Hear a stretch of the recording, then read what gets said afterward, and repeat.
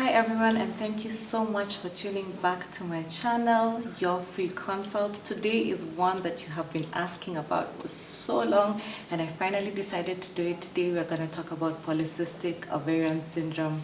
Enjoy.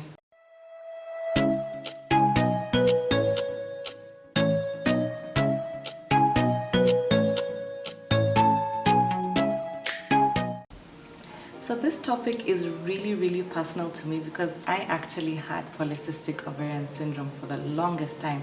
So when I get patients, I not only understand what they're talking about, but I actually empathize because I had all the symptoms that they described to me. The first thing I'd like to tell you is that polycystic ovarian syndrome is a syndrome of many things. It's not when you get one cyst in your ovary, like a solitary cyst that could either be a benign cyst or a cancerous cyst and sometimes needs to be removed surgically.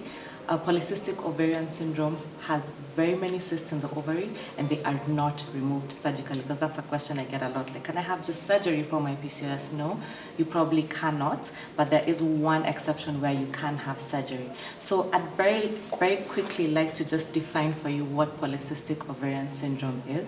It's a multifactorial disease where your ovary produces very many cysts, more than 20 in each ovary, and they never really get to full maturity. And because they never get to full maturity, they still produce hormones, and that causes a hormonal imbalance in your body. So there's very many cysts, none of them gets to the maturity that is needed for them to ovulate, and therefore that creates a hormonal imbalance. Now, there is a triad of symptoms that polycystic ovarian syndrome patients generally have or must have for us to call it polycystic ovarian syndrome. You must have two out of these three. You must have high male hormone levels or hyperandrogenism, and you must have what we call oligomenorrhea or amenorrhea, which is where you have very little or no menstruation at all. And last but not least, you must have an ultrasound that shows that you actually have polycystic ovaries. So previously our ultrasounds used to say, around 9 cysts in each ovary, but every time we redefine what it actually means, and the current definition says that you should have over 20 cysts in each ovary, with one of the other symptoms I've mentioned for you to actually be told that, you have polycystic ovarian syndrome. It's not just enough to have a few cysts in your ovary. It's not just enough to miss your period once in a while. You have to have 2 out of those 3 symptoms. So high male hormone levels, little or no ovulation, and an ultrasound that shows ovarian cysts that are more than 20 in each ovary of a particular size. Now, we don't really know what causes polycystic ovarian syndrome. So many people have come up with so many theories, but the truth is that it's still not fully understood. Some people say it comes from the environment. Some people say it's genetic, meaning that if any of your relatives had polycystic ovarian syndrome, especially your maternal relatives, that you may have polycystic ovarian syndrome. Some people think it's nutritional, such that it's in the things that we eat that makes us get polycystic ovarian syndrome, or in the things that we eat that make it better. But these are all just theories, so the truth is we don't really know where it comes from. So let's now quickly head on to what are the symptoms of polycystic ovarian syndrome. Remember that it has to be in a particular combination. If you just have 1 or 2 of these symptoms, there's not a high likelihood that you have polycystic ovarian syndrome. Remember the triad that I mentioned before. But some of the symptoms of polycystic ovarian syndrome are obesity. Obesity is a huge symptom of polycystic ovarian syndrome. Majority of women who have polycystic ovarian syndrome are obese, and one of the reasons why they're obese is because they have another symptom called insulin intolerance. Their body does not tolerate insulin very well, and this makes them gain weight unnecessarily and very quickly, and it makes it very difficult for them to actually be able to shed weight as well. Another symptom is hirsutism, and hirsutism is excessive hair growth, and hair growth in places that we do not expect. So we find that women who have hirsutism have a male pattern of hair distribution. So they'll get chest hair, they'll get upper lip hair, they'll get back hair, they'll get lower abdomen hair in places that women are generally not supposed to have hair, and that's what hirsutism is, and this happens in polycystic ovarian syndrome. And the reason it happens is because women who have polycystic ovarian syndrome have an excess of male hormones, and I'm gonna get to that in a bit. Another symptom is acne. Women who have polycystic ovarian syndrome have acne, again because they have more male than female hormones, which generally tends to ruin their skin.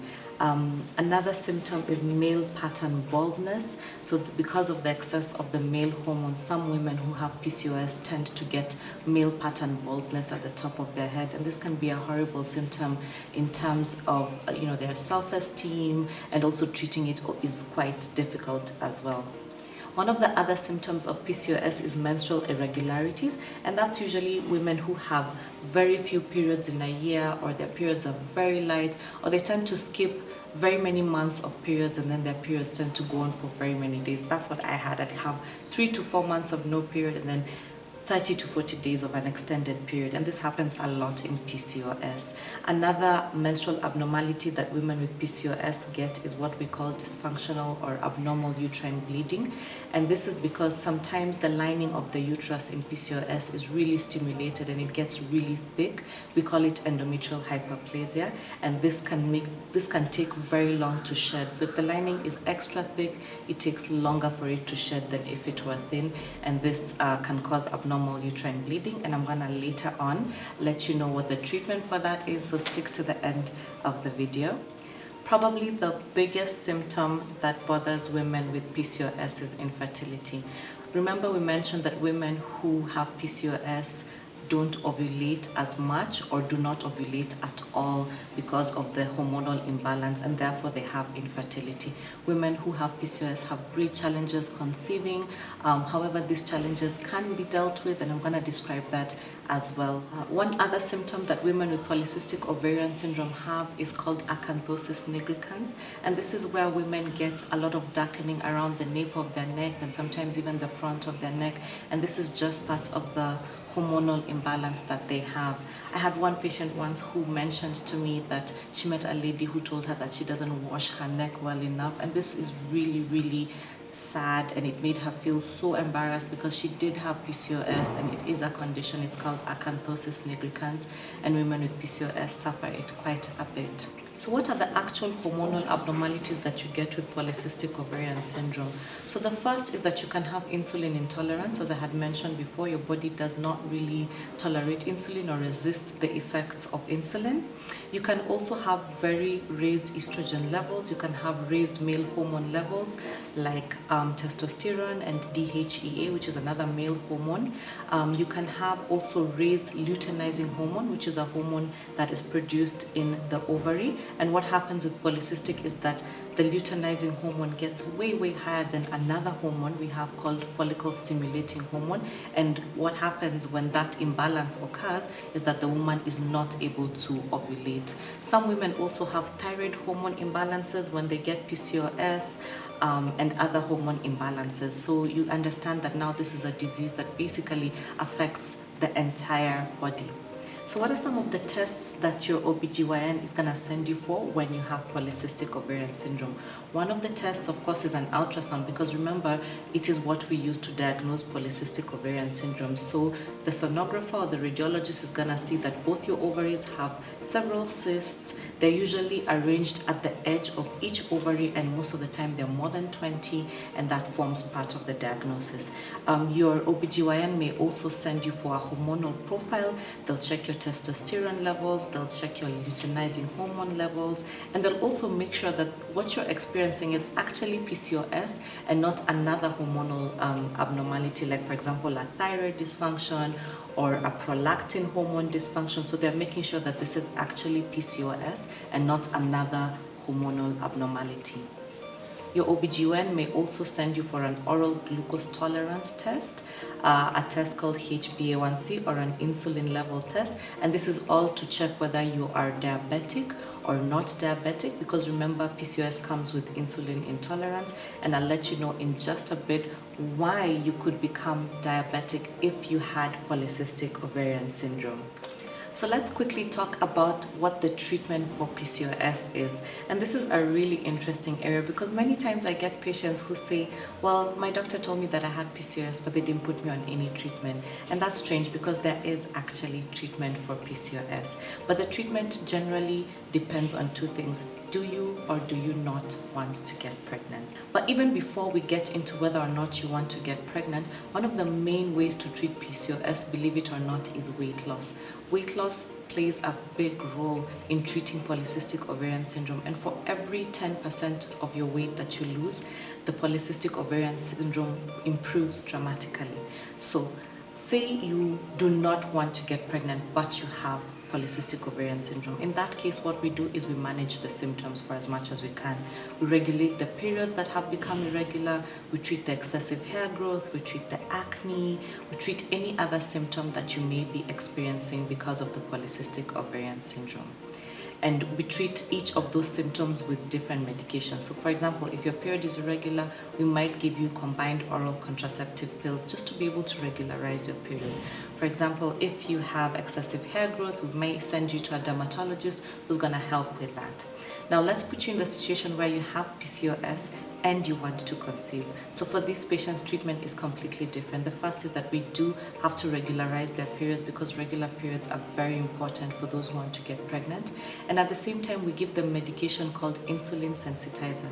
Now these insulin sensitizers are like myo-inositol, and I'm sure for those of you who've read about it, you will understand that it does help PCOS quite significantly. And this is something we give to both those who want to and those who do not want to get pregnant because it does improve PCOS quite a bit. But the difference with those who want to get pregnant is that we give them medication called ovulation induction. And so for these patients, we give them medicine that forces their ovary to ovulate, and then we tell them particular days when they should engage in sexual intercourse for them to be able to have a pregnancy. Sometimes we may have to treat polycystic ovarian syndrome before sending a patient in for in vitro fertilization or assisted reproductive technology for those who have reproductive challenges. But the key difference is that we do give ovulation induction. Now there is a surgery that women who have polycystic ovarian syndrome may have to go through, and it's called an ovarian drill. So what happens is that you go in for a minimally invasive surgery. It's called laparoscopic surgery, and the doctor or the OBGYN drills small little holes in your ovary, and this helps with the hormonal imbalance, and this allows you to be able to conceive because it corrects the hormonal imbalance. So if you ever get PCOS and your OBGYN says you need an ovarian drill, just know that this is to better your chances of conceiving. Now, let's talk briefly about what are some of the long-term complications of PCOS.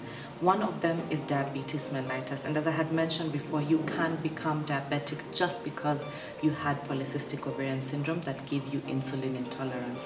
One of the other things that you can get is something we call endometrial hyperplasia and endometrial cancer, because the lining of the uterus from the hormonal abnormality becomes so thick that eventually the cells in that lining start to become cancerous. And last but not least, one of the things that you can get is hypertension and hypercholesterolemia, which is high blood pressure and high cholesterol levels, because you do have a hormonal imbalance, you do have insulin resistance that makes your body get hypertensive and makes you get high cholesterol levels. I hope you now understand what polycystic ovarian syndrome is. I know many of you are suffering from it. I need you to know that it is manageable, that it can resolve, that you can get pregnant, that there's so many of you out there dealing with it and there's treatment for it. And I'm here to make your lives better and to help you through your PCOS journey. I hope you enjoyed today's episode and see you next time.